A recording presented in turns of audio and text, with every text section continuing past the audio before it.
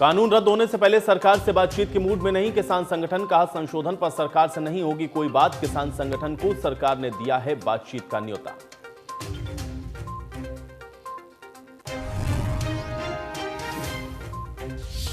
गाजियाबाद से दिल्ली को जोड़ने वाले नेशनल हाईवे संख्या 9 पर बैठे किसान, यूपी पुलिस पर आरोप, आंदोलन में शामिल होने आ रहे किसान की रोकी जा रही हैं ट्रैक्टर ट्रॉलियां। पलवल में 20 दिन से जारी है आंदोलन, हार्ट अटैक से बिगड़ी किसान की तबीयत।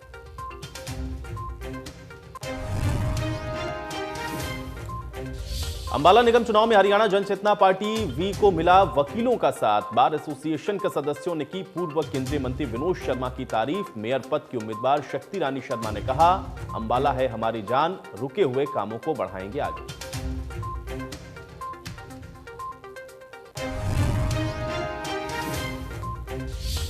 पानीपत में दिन दहाड़े 10 लाख रुपए की लूट, हथियारबंद बदमाशों ने बैंक सेवा केंद्र को बनाया निशाना। सीसीटीवी फुटेज के आधार पर जांच में जुटी पुलिस।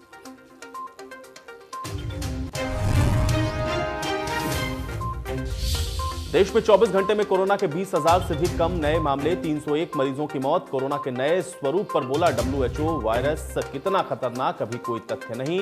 ब्रिटेन से आने वाली फ्लाइट पर भारत सरकार ने लगाई है रोक।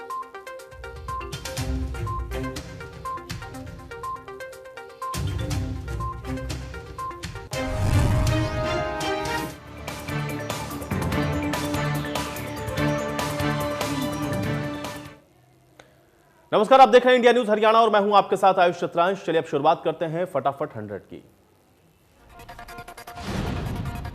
प्रधानमंत्री नरेंद्र मोदी ने अलीगढ़ मुस्लिम यूनिवर्सिटी के शताब्दी समारोह में शिरकत की। इस दौरान पीएम मोदी ने यहां पर एक खास डाक टिकट को जारी किया। इसके साथ ही अपने संबोधन में छात्रों को कई मंत्र भी दिए।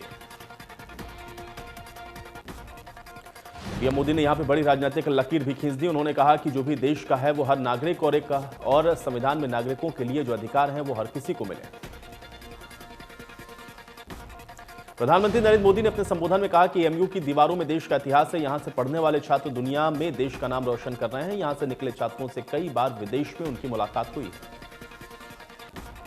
पीएम मोदी ने कहा कि एएमयू ने लाखों युवाओं को तराशा है, एक नई सोच जगाई है। कोरोना काल में एएमयू ने समाज की मदद की है, मुफ्त टेस्ट करवाए गए, प्लाज्मा बैंक बनवाया और पीएम केयर्स फंड में बड़ी राशि का योगदान भी दिया।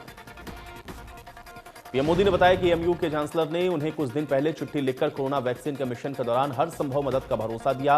एएमयू में एक मिनी इंडिया है, यहां उर्दू, हिंदी, अरबी, संस्कृत पढ़ाई जाती है। पीएम मोदी ने कहा कि जब हम एक लक्ष्य के साथ आगे बढ़ेंगे तो कुछ ऐसे तत्व होते हैं जिन्हें इसमें दिक्कत होती है। वो तत्व हर समाज में है, लेकिन हमें इन सब से आगे बढ़कर देश के लिए काम करना चाहिए। पीएम मोदी ने कहा कि एएमयू के 100 साल पूरे हो रहे हैं, ऐसे में 100 हॉस्टल के छात्र कुछ रिसर्च करें। आजादी के 75 साल पूरे होने के मौके पर ऐसे स्वतंत्रता सेनानियों के बारे में रिसर्च करें जिनके बारे में अब तक काफी कम लोग जानते हैं। दिल्ली की सीमाओं पर जारी किसान आंदोलन का 27 दिनों से लगातार जारी है। कृषि कानून के खिलाफ किसान का आंदोलन अब रफ्तार पकड़ रहा है। आंदोलन के बीच सरकार ने फिर से किसानों से बातचीत की पहल की है। कृषि मंत्रालय ने किसान संगठन को एक चिट्ठी लिखी है जिसमें सरकार की ओर से बातचीत की मंशा जाहिर की गई।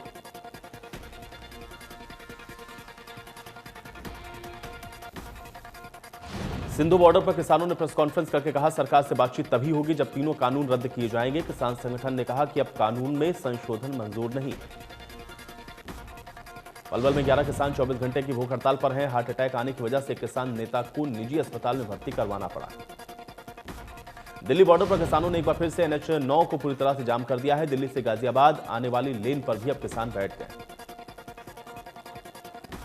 किसानों का आरोप है कि कुठार, पूरनपुर आदि यूपी गेट पर आ रहे किसानों की ट्रॉलियां रोकी गई हैं। इसके बाद किसानों ने नेशनल हाईवे संख्या 9 को पूरी तरह से बंद कर दिया है। रेवाड़ी पहुंचे बीजेपी प्रदेश अध्यक्ष ओपी धनखड़ ने कहा, कृषि कानून पर हर तरह से सरकार चर्चा के लिए तैयार है। SYL नहर पर बोलते हुए ओपी धनखड़ ने कहा कि पंजाब हमारा बड़ा भाई है और छोटे भाई का काम हक मांगने का होता है। रेवाड़ी नगर परिषद चुनाव पर बोलते हुए ओपी धनखड़ ने कहा कि केंद्र और प्रदेश के बाद रेवाड़ी में भी अब सरकार एक होगी तभी होगा। पंजाब का मशहूर सरसों का साग और मक्के की रोटी भी आंदोलन कर रहे किसानों तक अब पहुंचेगी। इसके लिए पंजाब के कई गांवों में महिलाएं सरसों का साग तोड़कर महीन कर रही हैं। बताया जा रहा है कि करीब 1.5 क्विंटल सरसों का साग और मक्के की रोटी ट्रेन के जरिए दिल्ली में आंदोलन कर रहे किसानों तक पहुंचाई जाएगी। किसानों ने बताया है कि वो खेतों से साग तोड़कर लाए हैं, जिसको दिल्ली भेजा जाएगा। करनाल के मॉडल टाउन में मुख्यमंत्री मनोहर लाल ने कांग्रेस नेता सरदार त्रिलोचन सिंह की माता के निधन पर शोक जताया और परिवार को सांत्वना दी। रतला के गांव पियाला में विधायक नैनपाल रावत ने लगभग 35 लाख रुपए के विकास कार्यों का उद्घाटन किया। जनसभा को संबोधित करते हुए कहा कि कृषि कानून किसानों के हित में है। नूह में बीते तकरीबन 40 साल से पानी की आपूर्ति नहीं होने से लोगों का गुस्सा फूट पड़ा है। समस्या से त्रस्त होकर के ग्रामीण महिलाओं ने मटका फोड़कर प्रदर्शन किया। ग्रामीणों ने बताया कि प्रशासन को बार बार शिकायत करने के बाद भी कोई समाधान नहीं निकला है। ग्रामीण पानी के लिए तरस रहे हैं, उन्हें पानी खरीदकर गुजारा करना पड़ रहा है। समस्या दूर नहीं हुई तो रोड को जाम कर देंगे। चरखी दादरी में अनाज मंडी के दोनों गेट को बंद करके व्यापारियों ने हड़ताल की है। कहा कि जब तक अपराधी गिरफ्तार नहीं हो जाते तब तक यह हड़ताल जारी रहेगी। व्यापारियों का कहना है कि पुलिस ने आरोपियों को गिरफ्तार नहीं किया, बुधवार से शहर भी बंद कर देंगे। डीएसपी ने मौके पर पहुंचकर किसानों को समझाने की कोशिश की, आश्वासन दिया जल्द आरोपी गिरफ्तार कर लिए जाएंगे।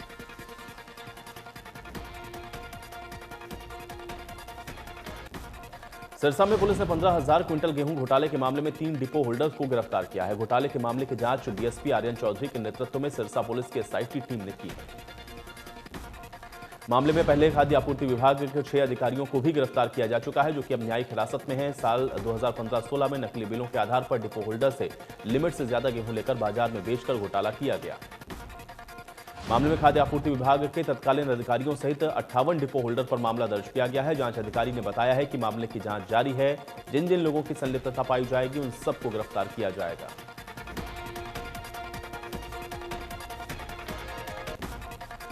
फतेहाबाद की मातूराम कॉलोनी में महिला के घर पर पथराव करने का मामला सामने आया है, जिसमें पड़ोस में रहने वाले युवक ने पुरानी रंजिश के चलते महिला के घर पर पथराव किया है। महिला के परिवार के लोगों ने पथराव करते हुए युवक का वीडियो बना लिया है। इस हादसे में महिला को चोट भी लग गई है। इसके बाद उसको नागरिक अस्पताल में भर्ती करवाया गया है। पुलिस को शिकायत भी दी गई। पानीपत में नेशनल हाईवे 1 पर बड़ौली गांव के पास कोहरा ज्यादा होने के कारण 1 दर्जन वाहन आपस में टकरा गए हैं। एक बाइक सवार भी वाहनों की कतारों के बीच फंस गया, जिससे उसकी मौत हो गई। 2 लोग इसमें गंभीर रूप से घायल हो गए। जींद में समाजसेवी शिबू जिंदल ने स्वास्थ्य कर्मचारियों के लिए 1100 N95 मास्क और पीपीई किट डॉक्टर्स को सौंपे हैं। कहा है कि जब तक वैक्सीन नहीं आती तब तक मास्क ही हथियार है। भिवानी के जाट खाप 84 ने भी किसानों को अपना समर्थन देने का ऐलान किया है। समर्थन के साथ साथ 12 गांव के लोगों ने मिलकर खाद्य सामग्री के दर्जन ट्रैक्टर भरकर दिल्ली के टीकरी बॉर्डर पर भेजे हैं। हराना गांव में रोजाना 5 ट्रैक्टर भर के खाद्य सामग्री भेजी जाएगी। किसानों ने कहा है कि आंदोलन चाहे जितना लंबा चले, लेकिन किसान घबराने वाले नहीं है।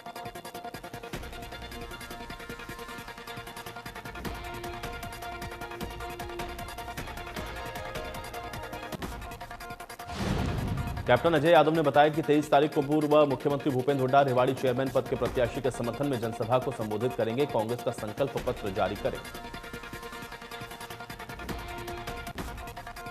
हरियाणा जनचेतना पार्टी वी को अंबाला में जोरदार समर्थन मिल रहा है। हर रोज दूसरी पार्टी से नेता और कार्यकर्ता विनोद शर्मा से मुलाकात करके पार्टी का दामन थाम रहे हैं। इस बीच अंबाला जिला बार एसोसिएशन में पहुंचने पर पूर्व केंद्रीय मंत्री विनोद शर्मा का जोरदार स्वागत किया गया। पूर्व केंद्रीय मंत्री विनोद शर्मा के साथ हरियाणा जनचेतना पार्टी वी की मेयर पद की प्रत्याशी शक्ति रानी शर्मा भी जिला बार एसोसिएशन पहुंची, जहां लोगों ने उनका भी स्वागत किया। बार एसोसिएशन के सदस्यों और कई वकीलों ने पार्टी के नाम के साथ साथ पार्टी के काम की भी खूब तारीफ की। हरियाणा जनचेतना पार्टी वी की पहचान पूर्व केंद्रीय मंत्री विनोद शर्मा के कामों से है, जो कि अंबाला के लोग बहुत अच्छे तरह से अब समझते हैं। विनोद शर्मा ने वकीलों से कहा कि वो दिल से वकालत के प्रोफेशन की इज्जत करते हैं। संदीप सचदेवा को लेकर के पूर्व केंद्रीय मंत्री विनोद शर्मा ने कहा कि एक संदीप सचदेवा ने हरियाणा जनचेतना पार्टी वी का दामन थामा, लेकिन एक वकील संदीप सचदेवा ने उनके खिलाफ केस दर्ज करवा दिया। हरियाणा जनचेतना पार्टी वी की तरफ से कभी भी ये नहीं कहा गया कि वकील संदीप सचदेवा ने हरियाणा जनचेतना पार्टी ज्वाइन की है, बल्कि पार्टी की तरफ से सिर्फ संदीप सचदेवा के पार्टी में शामिल होने की बात कही गई थी, जिसकी फोटो भी पार्टी ने जारी की थी। पूर्व केंद्रीय मंत्री विनोद शर्मा ने बताया कि दोनों संदीप सचदेवा की उम्र में काफी फर्क है, लेकिन फिर भी वकील संदीप सचदेवा ने केस दर्ज करवा दिया।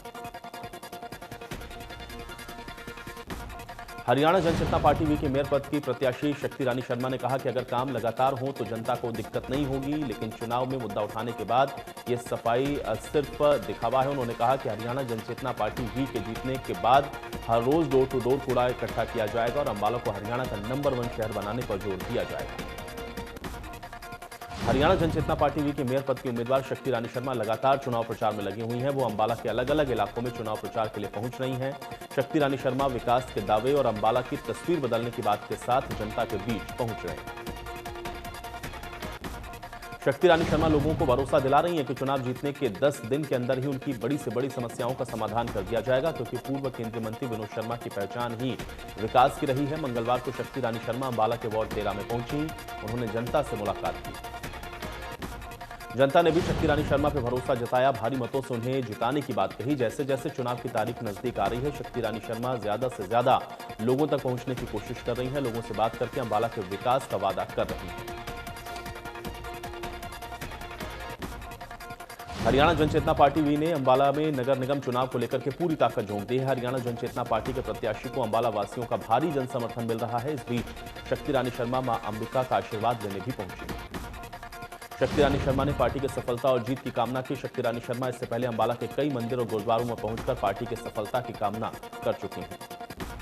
शक्ति रानी शर्मा इससे पहले प्रजापति ब्रह्मकुमारी ईश्वरीय विश्वविद्यालय आश्रम भी पहुंची थी, जहां ब्रह्मकुमारी आश्रम की प्रमुख दीदी सरोज ने शक्ति रानी शर्मा को आशीर्वाद देते हुए कहा था कि सबसे पहले कतार में लगकर अपना वोट डालूंगी। दीदी सरोज ने कहा कि आप शिव की शक्ति हैं, इसलिए आपकी जीत सुनिश्चित है। इससे पहले जूना अखाड़े के नागा साधु ने भी शक्ति रानी शर्मा को जीत का आशीर्वाद दिया था। हरियाणा जनचेतना पार्टी वी की मेयर पद की प्रत्याशी शक्ति रानी शर्मा के लिए उनकी बहू ऐश्वर्या शर्मा भी लगातार चुनाव प्रचार करती हुई नजर आ रही हैं। वार्ड नंबर 11 में चुनाव प्रचार के दौरान ऐश्वर्या शर्मा पार्टी के पोस्टर, पर्चे और पैम्पलेट्स लेकर लोगों के बीच पहुंची। वो लोगों को विनोद शर्मा की तस्वीर और गैस सिलेंडर का चुनाव चिन्ह भी दिखा रही हैं और शक्ति रानी शर्मा के लिए वोट की अपील कर रही हैं। ऐश्वर्या शर्मा ने कहा है कि अंबाला के युवाओं को अगर कोई रोजगार देगा तो वह हरियाणा जनचेतना पार्टी वी ही है। चुनाव प्रचार की कड़ी में कार्तिकेय शर्मा सेक्टर 7 के गैलेक्सी जिम पहुंचे। लोगों से मुलाकात के दौरान कार्तिकेय शर्मा ने जिम का मुआयना करते हुए भी नजर आए। नगर निगम चुनाव को अब चंद दिन ही बाकी रह गए हैं। इसके मद्देनजर कार्तिकेय शर्मा का ताबड़तोड़ प्रचार जारी है। शक्ति रानी शर्मा अंबाला से हरियाणा जनचेतना पार्टी वी की उम्मीदवार हैं और कार्तिकेय शर्मा लगातार चुनाव प्रचार में लगे हैं। शक्ति रानी शर्मा के लिए उनकी बहू ऐश्वर्या शर्मा और प्रीति शर्मा भी लगातार चुनाव प्रचार में लगी हैं। प्रीति शर्मा वार्ड 5 पहुंची हैं। अंबाला से मेयर पद की प्रत्याशी शक्ति रानी शर्मा के लिए वोट की अपील की। वार्ड नंबर 5 में स्थानीय लोगों ने प्रीति शर्मा का भी स्वागत किया। इस दौरान प्रीति शर्मा ने लोगों से वादा किया कि निगम चुनाव जीतने के 10 दिन के अंदर उनकी समस्या का समाधान शक्ति रानी शर्मा की तरफ से करवा दिया जाएगा। भिवानी में सरकारी जमीन पर भू माफियाओं के जगह जगह पर किए गए अवैध कब्जे को लेकर प्रशासन ने डिस्ट्रिक्ट टाउन प्लानर और रेवेन्यू विभाग की मदद से विशेष अभियान चलाया और कार्रवाई की। कैलाशपति मंदिर इलाके में अवैध कब्जों को प्रशासन ने हटवा दिया। भारी पुलिस बल के साथ जेसीबी मशीन के साथ प्रशासन का अमला पहुंचा और अवैध दुकानों को ढा दिया गया। कृषि कानून के विरोध में रतिया में किसानों का हल्ला बोल। जियो के मोबाइल टावर को बंद करवाया। कहा कि आंदोलन को तेज करते हुए किसान 25 से 27 दिसंबर तक टोल प्लाजा बंद कर पर्ची मुक्त करेंगे।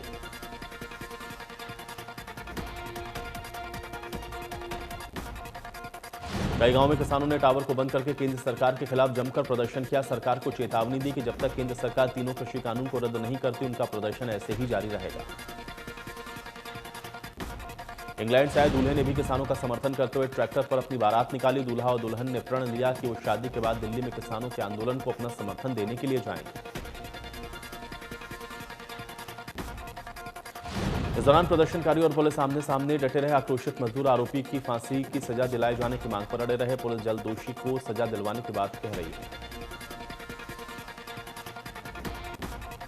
जज्जर की पीएनडीटी टीम ने डॉक्टर अचल त्रिपाठी के नेतृत्व में दिल्ली में लिंग जांच करने वाले गिरोह के 3 सदस्यों को काबू किया है।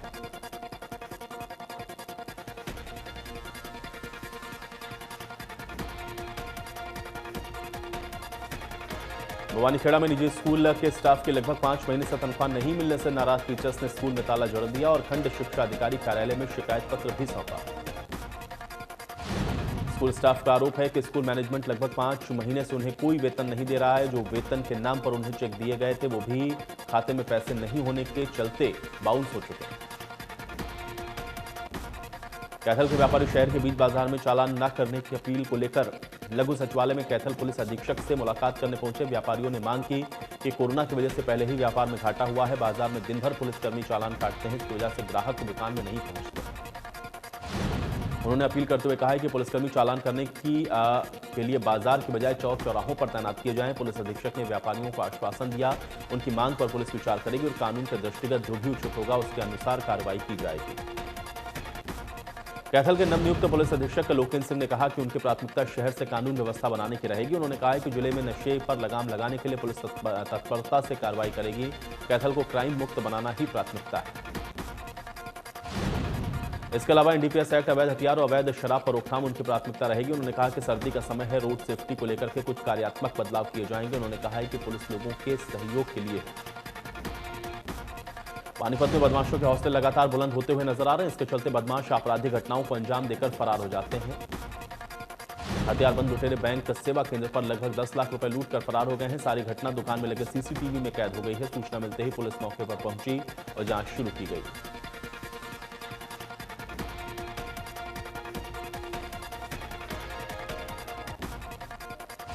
कैथल की बेटी ने प्रदेश का नाम रोशन किया है। जर्मनी में गोल्ड मेडल जीतने पर मनीषा के पूरे परिवार में खुशी का माहौल है। मनीषा हरियाणा स्तर पर 17 मेडल, राष्ट्रीय स्तर पर 5 गोल्ड मेडल अपने नाम कर चुकी हैं। परिवार को उम्मीद है कि अब बेटी ओलंपिक में भी देश का नाम रोशन करे।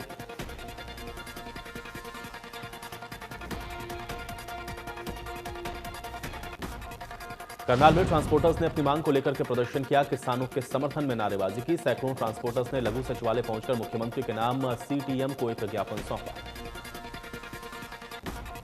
मैनगढ़ पुलिस के द्वारा विभिन्न 24 मामलों में पकड़ी गई अवैध अंग्रेजी शराब, देसी शराब और बियर की 200 पेटियां सहित 4.5 क्विंटल पटाखों को नष्ट किया गया। इस मौके पर प्रशासन की तरफ से नायब तहसीलदार प्रकाश वीर को ड्यूटी मजिस्ट्रेट लगाया गया और उनकी मौजूदगी में इन बोतलों को नष्ट करवाया गया। चरखी दादरी के गांव कलियाणा में फायरिंग कर दहशत फैलाकर फिरौती मांगने वाले गिरोह के एक सदस्य को सीआईए पुलिस ने गिरफ्तार किया। डीएसपी ने बताया कि कृष्ण जोन में फायरिंग के आरोपी जिस पर 25,000 के नाम घोषित है उसे दादरी शहर के सीआईए स्टाफ पुलिस ने गिरफ्तार किया है और इस मामले में काफी संख्या में पहले भी अपराधियों की गिरफ्तारी हो चुकी है। रतिया के गांव हरवा में किसानों पर गांव से गुजरने वाली नहर टूट गई है। नहर का किनारा टूटा और सैकड़ों एकड़ में खड़ी गेहूं की फसल इससे जलमग्न हो गई। किसानों का कहना है कि प्रशासन को सूचना देने के बाद भी प्रशासन का कोई कर्मचारी मौके पर नहीं पहुंचा है। किसानों ने बताया कि नहर के टूटने से सैकड़ों एकड़ गेहूं की फसल से भरे खेत पानी में डूब गए। भारत पाकिस्तान युद्ध 1971 के 50 साल के उपलक्ष्य में दिल्ली से शुरू की गई विजय मशाल यात्रा को अंबाला कैंट के शहीदी चौक पर सेना के 40 डीप स्ट्राइकर को सौंपी गई। इसी को लेकर के कार्यक्रम का आयोजन भी किया गया जिसमें सेना के आला अफसर मौजूद रहे। देश में 24 घंटे में 19,141 नए केस मिले हैं। 300 मरीजों की मौत हुई है। 1,75,000 से ज्यादा टोटल केस हैं। 2,90,000 से ज्यादा केस एक्टिव हैं। दिल्ली पर कोरोना का शिकंजा 24 घंटे में सामने आए। 803 केस, 27 की मौत, 9,000 से ज्यादा केस एक्टिव। महाराष्ट्र में कोरोना से एक दिन में 55 मरीजों की मौत। कुल मौत का आंकड़ा हुआ 48,801 के पार। अभी भी 59,469 केस एक्टिव। महाराष्ट्र नगर निगम में नाइट कर्फ्यू का ऐलान किया गया है। बताया जा रहा है कि महाराष्ट्र सरकार ने निर्णय ब्रिटेन में कोरोना के नए स्ट्रेन के मद्देनजर लिया। उद्धव सरकार के नए आदेश के मुताबिक नाइट कर्फ्यू रात 11 से सुबह 6 बजे तक रहेगा और यह 5 जनवरी 2021 तक चलेगा। नाइट कर्फ्यू के दौरान 5 से ज्यादा लोगों को इकट्ठा नहीं होने दिया जाएगा। सार्वजनिक परिवहन इस दौरान खुला रहेगा। रात में इससे आने जाने वाले लोगों को रोका नहीं जाएगा। उद्धव सरकार ने एक और अहम फैसला लिया है। इसके मुताबिक अब यूरोपीय देशों और मिडिल ईस्ट के देशों से आने वाले यात्रियों की अनिवार्य इंस्टीट्यूशनल क्वारंटीन से उनको गुजरना होगा। तमिलनाडु में कोरोना से हाहाकार। एक दिन में आए 1,071 नए केस। अब 9,000 से ज्यादा केस एक्टिव। अभी तक 11,995 से ज्यादा की मौत। उत्तर प्रदेश में कोरोना से लोगों का बुरा हाल। एक दिन में मिले 990 नए केस। अब तक 5,50,587 से ज्यादा मरीज ठीक। 16,822 केस एक्टिव। राजस्थान में कोरोना के 11,000 से ज्यादा केस एक्टिव। एक दिन में 913 नए केस आए सामने। मरीजों का आंकड़ा हुआ 2,99,000 के पार। आंध्र प्रदेश में एक दिन में आए कोरोना के 214 नए केस। मरीजों का आंकड़ा हुआ 8,78,000 के पार। 3,000 से ज्यादा केस एक्टिव। पूरी दुनिया में कोरोना के आंकड़े हुए 7 करोड़ 77 लाख के पार। अब तक 17 लाख 8 हजार से ज्यादा मरीजों ने गंवाई जान। पूरी दुनिया में अब 2 करोड़ 14 लाख के पार कोरोना के केस एक्टिव। अमेरिका में बढ़ी ठीक होने वालों की तादाद। कुल मरीजों की संख्या हुई 1 करोड़ 84 लाख के पार। अब तक 1 करोड़ 8 लाख से ज्यादा मरीज हुए ठीक। कोरोना के मामले में पूरी दुनिया में तीसरे नंबर पर ब्राजील। अब तक 1,87,000 से ज्यादा मरीजों ने कोरोना के चलते गंवाई जान। कुल मरीजों की संख्या हुई 72,64,000 के पार। रूस में कोरोना के मरीजों की लगातार बढ़ रही संख्या। कुल मरीजों की संख्या हुई 28,77,000 के पार। अभी भी 5,31,000 से ज्यादा केस एक्टिव। 51,351 मरीजों की मौत।